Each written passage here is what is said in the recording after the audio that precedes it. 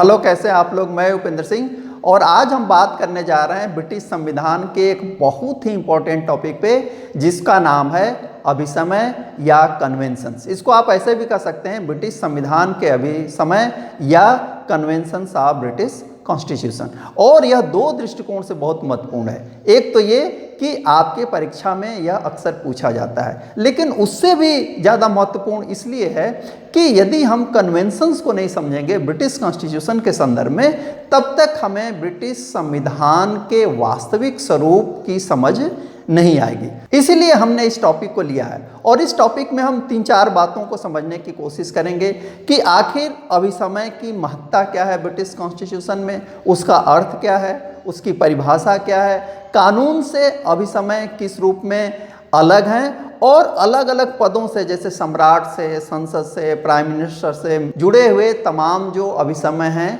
वे क्या हैं। लेकिन सबसे पहले हम आते हैं इसकी भूमिका पर, और भूमिका में आप कह सकते हैं कि ब्रिटिश संविधान का सबसे बड़ा जो स्रोत है वह क्या है, वह है अभिसमय। अभिसमय को आप कह सकते हैं ब्रिटिश संविधान का सबसे बड़ा और सबसे महत्वपूर्ण स्रोत, सोर्स। आप पूछेंगे कि ऐसा क्यों?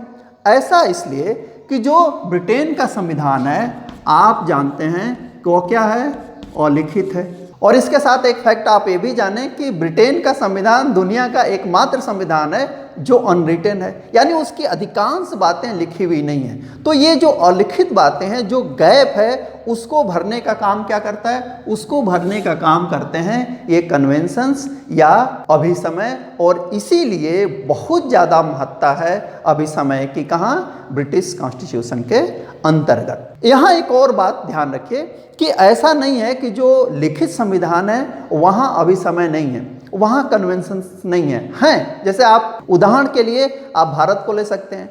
भारत में आप जानते हैं कि कोई भी व्यक्ति 2 बार से ज़्यादा राष्ट्रपति के पद पर नहीं रहता है। लेकिन ये चीज़ यदि आप संविधान में ढूंढने जाएंगे, प्रेसिडेंट के बारे में जब आप पढ़ेंगे, तो वहाँ ऐसा कुछ भी रिस्ट्रिक्शन नहीं है। हुआ क्या कि डॉक्टर राजेंद्र प्रसाद 2 बार राष्ट्रपति रहे और तीसरी बार उन्होंने चुनाव लड़ने से मना कर दिया और फिर एक परंपरा चली गई। उसी को हम क्या बोलते हैं? अभिसमय कहते हैं या कन्वेंशन कहते हैं। ये चीज़ें अमेरिका में भी हैं, फ्रांस में भी हैं, कनाडा में भी हैं, भारत में भी हैं। हाँ, अंतर क्या है? ब्रिटेन में ये ज़्यादा है, आप कहिए 3/4 वहाँ अभिसमय है, कन्वेंशंस हैं, परंपराएं हैं, और भारत और अमेरिका में ये बहुत कम है। तो मात्रा का अंतर है, अभिसमय हर जगह है, परंपराएं हर जगह।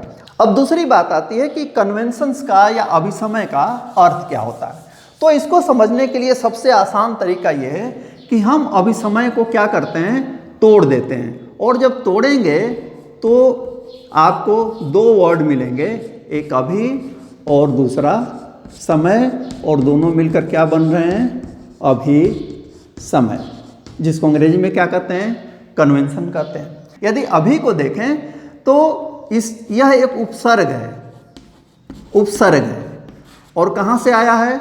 संस्कृत से आया है। और इसका मतलब होता है, कई मतलब होते हैं। एक मतलब होता है सामने, दूसरा मतलब होता है चारों ओर, तीसरा मतलब आप कह सकते हैं पास में, पास और साथ। ये इसके कुछ मतलब हैं।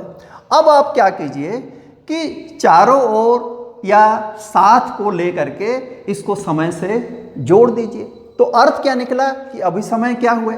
अभिसमय वैसी चीजें हो गई जो समय के साथ या समय के चारों ओर विकसित हुई हैं, और जो समय के साथ धीरे धीरे विकसित होती हैं, जो लिखित नहीं होती, उन्हीं को हम क्या बोलते हैं? उन्हीं को हम बोलते हैं परंपरा। परंपरा या रीति रिवाज या प्रथाएं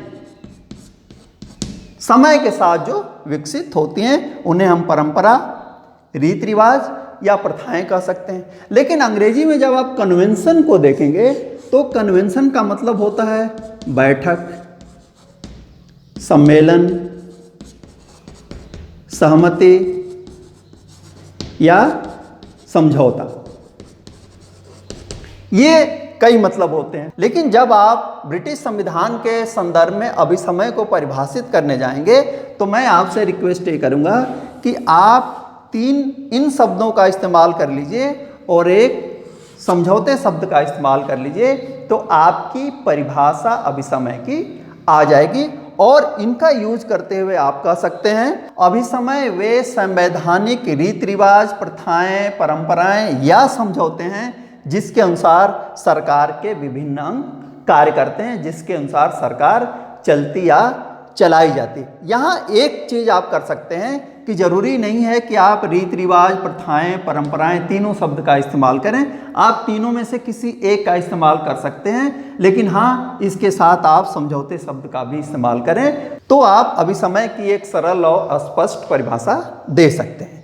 अब चूंकि ये अलिखित होती हैं, इसलिए जेएस मिल ने इसको क्या कहा, इसको कहा कि ये संविधान के अलिखित नियम हैं, संविधान के अलिखित नियम या कानून है। चूंकि ये अलिखित हैं और लोग आपसी सहमति से इसको मानते हैं, इसलिए इसे संवैधानिक नैतिकता या राजनीतिक नैतिकता भी कहते हैं, राजनीतिक नैतिकता भी कहते हैं। अब हम देखते हैं कि अभिसमय की विशेषताएं या लक्षण क्या है, और इन परिभाषाओं के आधार पे जब आप देखेंगे तो आपको कुछ लक्षण या विशेषताएं अभिसमय की दिखाई देंगी। पहली चीज़ तो ये कि अभिसमय जो हैं निर्मित नहीं होते, निर्मित नहीं होते, क्या होते हैं, विकसित होते हैं, विकसित होते हैं। पहली जो बात आप कहेंगे अभिसमय के बारे में वह यह कि अभिसमय निर्मित नहीं होते बल्कि समय के साथ इनका विकास होता है। इसका मतलब ये हुआ कि कोई संसद, कानून कैसे बनते हैं, संसद के द्वारा, या फिर सम्राट या राष्ट्रपति होता है तो उसकी उद्घोषणा करता है। ब्रिटेन में क्या है, सम्राट है। तो जो कन्वेंशंस हैं, जो ट्रेडिशन है, जो संवैधानिक परंपराएं हैं, उसको संसद ने नहीं बनाया है और न ही सम्राट ने उसकी उद्घोषणा की है। इसकी उद्घोषणा भी नहीं हुई है और न तो संसद में कानून के रूप में इसे पारित किया गया है। तो ये निर्मित नहीं होते, क्या होते हैं, विकसित होते हैं। दूसरी चीज कि चूंकि ये विकसित हैं तो जाहिर सी बात है कि ये अलिखित होते हैं, अलिखित होते हैं। मिल ने क्या कहा कि जो अभिसमय है क्या है, ये संविधान के अलिखित कानून है, ये लिखित नहीं होते, ये अलिखित होते हैं। तीसरी चीज कि इनको कानूनी या न्यायिक मान्यता नहीं होती, यानी ये लागू तो हैं, इनके अनुसार सरकार चलती तो है, लेकिन इनकी कोई न्यायिक मान्यता नहीं है। कोर्ट इनके अस्तित्व को कानूनी रूप से स्वीकार नहीं करता, लेकिन उसके बावजूद भी इनको पवित्र माना जाता है और इनको एक्सेप्ट किया जाता है, सभी इसको स्वीकार करते हैं। और चौथी चीज़ ये है कि इसका जो पालना होती है, इसका अनुपालना कैसे होती है, ये सहमति या उपयोगिता के आधार पे होती है। इसके पीछे कोई बाध्यकारी शक्ति नहीं है। तो ये है अभिसमय की कुछ विशेषताएं या लक्षण, और इसी आधार पे हम देखेंगे कि कानून और अभिसमय में मूल अंतर क्या है। इससे आपको अभिसमय का कंसेप्ट और भी क्लियर हो जाएगा। सबसे पहली चीज कि जो अभिसमय होते हैं ये क्या होते हैं, अलिखित होते हैं, समय के साथ इनका विकास होता है। और ये क्या हैं, ये कानून क्या हैं, लिखित हैं। ये अलिखित और ये लिखित। दूसरा, ये अलिखित हैं, इसका मतलब कि ये विकसित हुए हैं, समय के साथ इनका विकास हुआ है। और ये क्या हैं, निर्मित हुए हैं, जैसे भारत का संविधान 26 नवंबर 1949 को बना। तो ये निर्मित हैं और ये क्या है, विकसित हैं। चूंकि ये अलिखित हैं, विकसित हैं, निर्मित नहीं है, इसलिए इनमें क्या पाई जाती है, अस्पष्टता पाई जाती है।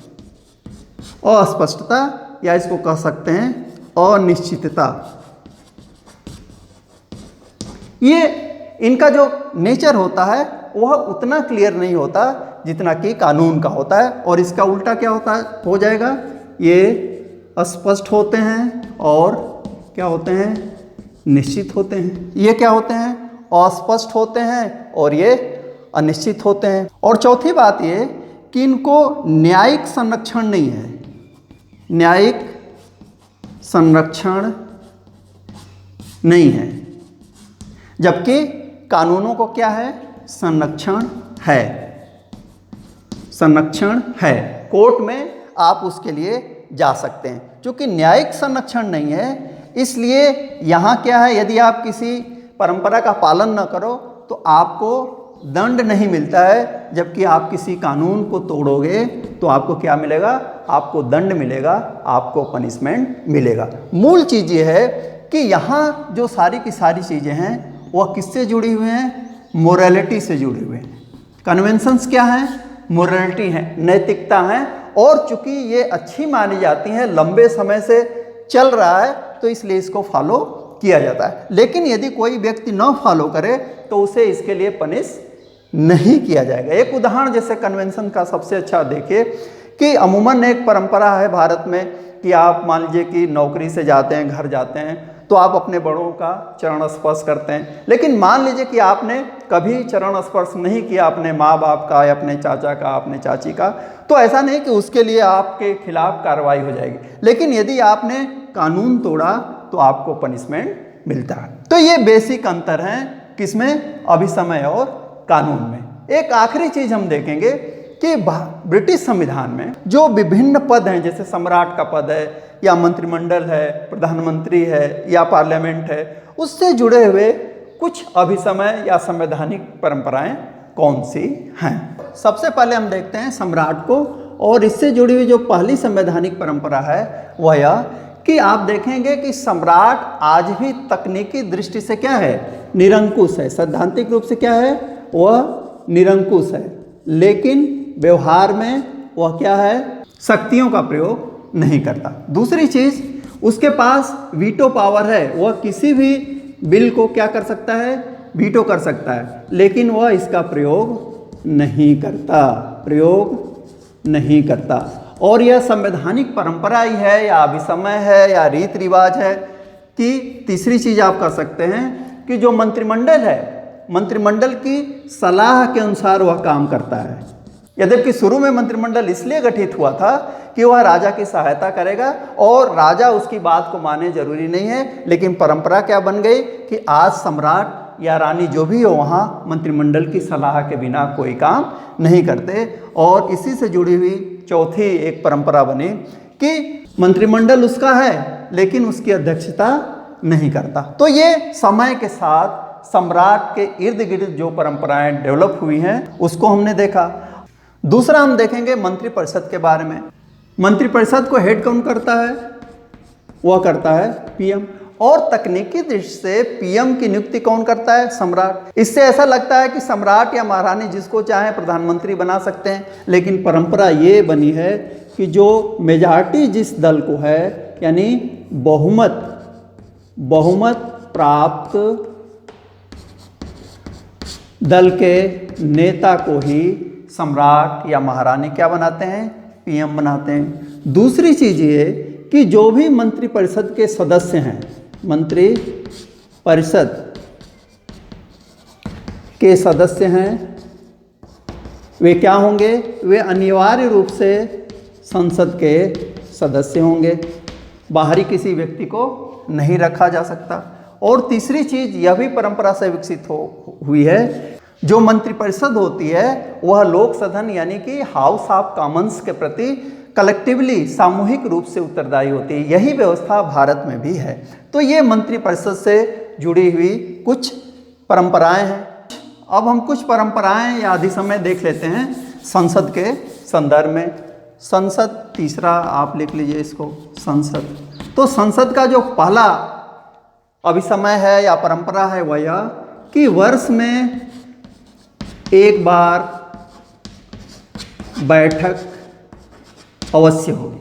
2 बार हो जाए कोई दिक्कत नहीं है, लेकिन वर्ष में एक बार कम से कम संसद बैठेगी, उसकी बैठक होगी। दूसरी चीज ये कि जो स्पीकर है, स्पीकर जब वह खड़ा होता है, कोई व्यक्ति चुनाव लड़ने के लिए स्पीकर का, तो वह अपने जो पॉलिटिकल पार्टी है, पॉलिटिकल पार्टी से क्या करता है, त्यागपत्र दे देता है। तीसरी चीज ये कि ऐसा नहीं कि कोई व्यक्ति स्पीकर बन गया और सरकार बदली तो उसे अपना पद छोड़ना जरूरी है। इसको आप ऐसे कह सकते हैं कि एक बार स्पीकर का मतलब वह जब तक चाहे, जब तक इच्छा हो वह रह सकता है। लेकिन यह भी परंपरा है कि सरकार बदलती है, दूसरी पार्टी की आती है, तो स्पीकर अपना छोड़ देता है, पद छोड़ देता है। एक और परंपरा डेवलप हुई है कि किसी भी बिल पे, जो कानून बनाने के लिए बिल पेश किए जाते हैं, उनका 3 वाचन होता है पहले, यानी 3 बार उस पर विचार होता है और उसके बाद उस पर मतदान होता है। तो ये कुछ परंपराएं हैं जिनको हम कन्वेंशंस या अभिसमय के रूप में जानते हैं। और इन अभिसमयों ने, इन परंपराओं ने, इन संवैधानिक नैतिकताओं ने जो ब्रिटिश कॉन्स्टिट्यूशन है उनको बड़ा स्मूथली फंक्शन करने में सहायता किया। और सबसे बड़ा इम्पोर्टेंस इसका आप ये दिखा सकते हैं कि वहाँ जो मोनार्की थी, यानी जो निरंकुश राजतंत्र था, उस राजतंत्र को वैधानिक लोकतंत्र में बदलने का काम किसने किया है? इन अभिसमयों ने किया है, इन संवैधानिक परंपराओं ने किया है। क्योंकि किसी भी संविधान संशोधन के द्वारा ये चीज़ नहीं लाई गई। वहाँ अभी राजतंत्र काम करता है, राजतंत्र अभी तकनीकी दृष्टि से निरंकुश है, लेकिन ये परंपराएं हैं जिन्होंने राजतंत्र को, निरंकुश राजतंत्र को लोकतंत्र में बदल दिया। तो ये था अभिसमय। देखते रहिए, पढ़ते रहिए। Thank you very much.